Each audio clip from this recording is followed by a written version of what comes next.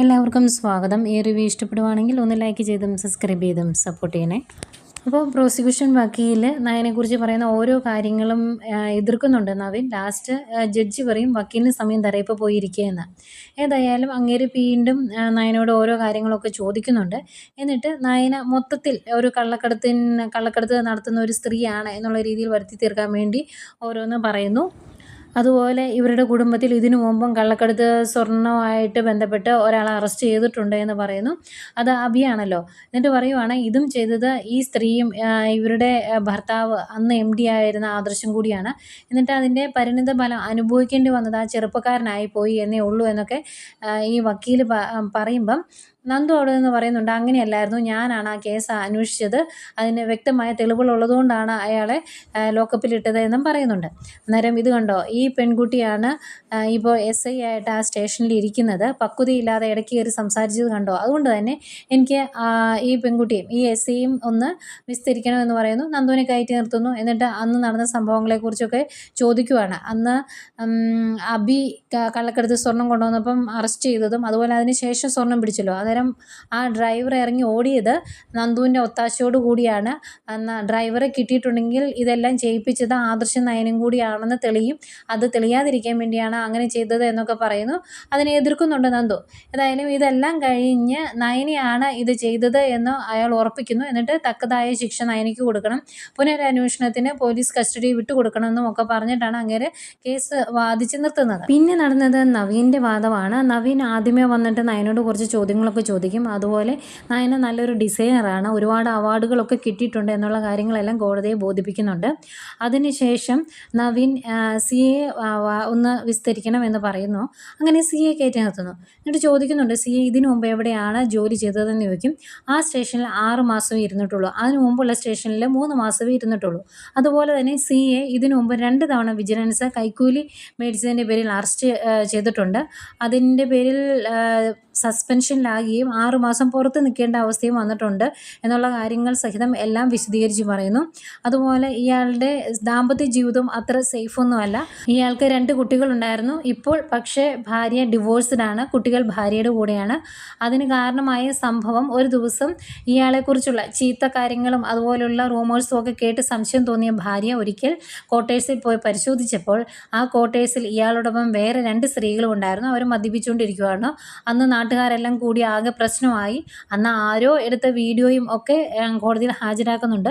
അങ്ങനെ മൊത്തത്തിൽ ഇയാൾ കൈക്കൂലി മേടിച്ച് എന്തും ചെയ്യുന്ന ഒരാളാണ് എന്ന് നവീൻ പ്രൂവ് ചെയ്യുന്നു. അതുപോലെ തന്നെ ഈ കേസിൽ ഏറ്റവും നിർണായകമായ ഒരു തെളിവ് കൂടി നവീൻ കോടതിയിൽ ഹാജരാക്കുന്നുണ്ട്. കാരണം ഈ സ്വർണം ഇവരുടെ വണ്ടിയിൽ വെച്ചത് ഇവർ പുറത്തു പോയതിന് ശേഷമായിരുന്നു. അതായത് ഒരു കടയുടെ മുന്നിൽ ഇവർ വണ്ടി നിർത്തിയിട്ട് പർച്ചേസിങ്ങിനായിട്ട് അകത്തോട്ട് പോയ സമയത്താണ് വേറെ 2 ആൾക്കാർ ബൈക്കിൽ വന്നിട്ട് ഈ സ്വർണ്ണം അടങ്ങുന്ന പെട്ടി വണ്ടിയുടെ ഡിക്കിയിൽ വെക്കുന്നത്. അന്നേരം ആ കാര്യങ്ങളെല്ലാം ആ കടയുടെ ഫ്രണ്ടിലെ CCTV ഉണ്ടായിരുന്നു, അതും കൊണ്ട് കോടതിയിൽ ഹാജരാക്കുന്നുണ്ട്. ഏതായാലും ഇതെല്ലാം കണ്ടിട്ട് ജഡ്ജി CAയോട് ചോദിക്കുന്നുണ്ട്, എന്തുകൊണ്ടാണ് നിങ്ങൾ സ്റ്റേഷനിലേക്ക് കൊണ്ടുവന്ന പ്രതി ആ ഒരു കുറ്റകൃത്യം നിഷേധിച്ചപ്പോൾ അതിലെന്തെങ്കിലും വസ്തുതയുണ്ടോ എന്ന് അന്വേഷിക്കേണ്ടിരുന്നത്? നിങ്ങൾ അന്വേഷിച്ചായിരുന്നെങ്കിൽ ഉറപ്പായിട്ടും നിങ്ങൾക്ക് ഇതിൻ്റെ വസ്തുത തിരിച്ചറിയാൻ പറ്റുമായിരുന്നല്ലോ, എന്തുകൊണ്ടാണ് അത് ചെയ്യാതിരുന്നത് എന്നൊക്കെ ചോദിക്കും. അന്നേരം നവീൻ പറയുന്നുണ്ട്, എന്നെ ഈ കാര്യത്തിന് സഹായിച്ചത് SI നന്ദനയാണ്, ഞങ്ങൾ 2 പേരും കൂടി പോയാണ് ഈ തെളിവുകളെല്ലാം ശേഖരിച്ചത്. അതിനുശേഷം നന്ദന തൻ്റെ സീനിയർ ഓഫീസറായ CAയോട് ഈ കാര്യങ്ങളൊന്നും പറയാതിരുന്നതിന് കാരണം ഈ കാര്യങ്ങളും ഈ തെളിവുകളും എല്ലാം CA കാണിച്ചിരുന്നുവെങ്കിൽ ആ ഗുണ്ടകളെ ഇവിടെ വിളിച്ചു വരുത്തി ഇവർ നയനെ പറഞ്ഞിട്ടാണ് ഞങ്ങൾ ആ വണ്ടിയിൽ ഇത് വെച്ചത് എന്ന് പറയിപ്പിച്ചേനെ. ആ ഒരു സാഹചര്യം ഒഴിവാക്കാൻ വേണ്ടിയാണ് CAയോട് പറയാതിരുന്നത് എന്ന് നവീൻ പറയുന്നുണ്ട്. നവീൻ അതെടുത്ത് പറയാൻ കാരണം ഇവർ ഈ തെളിവുകളെല്ലാം കാണിച്ചപ്പം പ്രോസിക്യൂഷൻ വക്കീൽ പറയുന്നുണ്ട്, ഈ നയനെ പറഞ്ഞിട്ടാണ് അവർ വണ്ടി കൊണ്ടുവച്ചത് എന്ന്. അതുകൊണ്ടാണ് നവീൻ അതെടുത്ത് പറയുന്നത്. ഏതായാലും കാര്യങ്ങളെല്ലാം കണ്ടു കഴിയുമ്പം കോടതിക്ക് കാര്യങ്ങളൊക്കെ മനസ്സിലായി. കോടതി നിരുപാധികം നയനയെ വിട്ടയക്കുവാണ്. അത് കേൾക്കുമ്പോൾ ഭയങ്കര സന്തോഷമായി നയനയ്ക്ക്. നയന ഓടി വന്ന് ആദർശനെ കെട്ടിപ്പിടിക്കുന്നൊക്കെ ഉണ്ട്. അത് കഴിഞ്ഞ് അവർ പുറത്തേക്ക് വരുന്നു. ആദ്യം ഇറങ്ങി വരുന്നത് നവീനും നന്ദുവാണ്. നന്ദു നവീനും ഒരു കൺഗ്രാറ്റുലേഷൻസ് ഒക്കെ പറയും. എന്നിട്ട് പറയുന്നുണ്ട് നവീനേട്ടൻ ഉള്ളത് കൊണ്ട് നയനേച്ചി രക്ഷപ്പെട്ടു, ആകെ ടെൻഷനിലായിരുന്നു ഞാൻ എന്ന് പറയുമ്പോൾ നവീൻ പറയുന്നുണ്ട് നീ അങ്ങനെ ടെൻഷൻ ആകേണ്ട കാര്യമൊന്നുമില്ല, നിനക്കൊരു പ്രശ്നം വന്നാൽ ഞാൻ ഉണ്ടാവും എന്ന് പറയുന്നുണ്ട്. അത് കഴിഞ്ഞ് ആദർശൻ നയനയൊക്കെ ഇറങ്ങി വരുന്നു. ആദർശിന് ടെൻഷനൊക്കെ പോയോ എന്ന് നവീൻ ചോദിക്കുന്നു. അന്നേരം എനിക്ക് ടെൻഷനൊന്നും ഇല്ലായിരുന്നു, കാരണം നീയല്ലേ ബാധിക്കുന്നത്, അതുകൊണ്ട് എനിക്ക് പ്രശ്നമില്ലായിരുന്നു എന്ന് പറയുമ്പോൾ പിന്നെ ആദർശേട്ടൻ അവിടെ പേടിച്ച് വിറച്ചിരിക്കുന്നത് ഞാൻ കണ്ടതല്ലേ എന്ന് നന്ദു പറയുന്നുണ്ട്. അത് കഴിഞ്ഞ് പ്രോസിക്യൂഷൻ വക്കീൽ ഇറങ്ങി വന്നു കഴിയുമ്പം നവീൻ പറയുവാണ് ഏതായാലും സാറ് പറഞ്ഞതുപോലെ തന്നെ കുറച്ച് നാളത്തേക്ക് കൂടി നരസിംഹം വക്കീലിൻ്റെ കൊച്ചുമോനായി തന്നെ ഞാൻ നിലനിൽക്കാൻ തീരുമാനിച്ചിരിക്കുവാണ്. കാരണം ഞാൻ ഇന്നും കേസ് ജയിച്ചല്ലോ എന്ന് പറയുമ്പം അങ്ങേര് പറയുന്നുണ്ട് ഞാൻ കൺഗ്രാജുലേഷൻസ് പറഞ്ഞായിരുന്നു, അതിനപ്പുറം ഒരു മേനി മറിച്ചിൻ്റെ ആവശ്യമില്ല എന്ന്. അത്രയും പറഞ്ഞിട്ട് അങ്ങേര് അങ്ങ് പോകുന്നു. പിന്നെ CA ഇറങ്ങി വരും.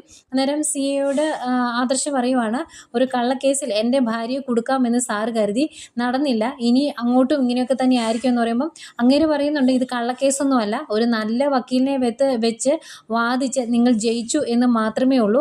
ഏതായാലും ഇത് ഞാൻ വെറുതെ വിടാൻ ഉദ്ദേശിച്ചിട്ടൊന്നുമില്ല, ഇതിൻ്റെ പുറകിലുള്ള എല്ലാവരെയും ഞാൻ അറസ്റ്റ് ചെയ്തിരിക്കും, ഒപ്പം നീയും കാണുമെന്നൊക്കെ ആദർശിനോട് പറയുന്നുണ്ട്.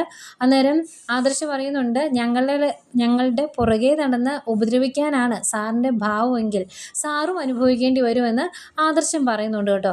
അന്തൊക്കെ CAക്ക് ദേഷ്യം. CA നന്ദുവിനോട് ചോദിക്കും നന്ദനയുടെ ഡ്യൂട്ടി കഴിഞ്ഞതാണോ, അല്ലല്ലോ, പിന്നെ ഇതിന് ഇവിടെ നിന്ന് ഈ വായ്നോക്കികളോട് വർത്താനം പറയുന്നതെന്ന് ചോദിക്കും.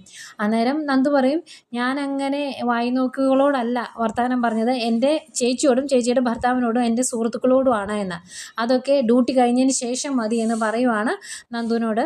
അന്നേരം ആകെ ദേഷ്യം വരുന്നുണ്ട് ആദർശന്. ഏതായാലും ഇത്രയൊക്കെ കാണിച്ചുകൊണ്ട് ഇന്നത്തെ കഥ അവസാനിക്കുന്നു.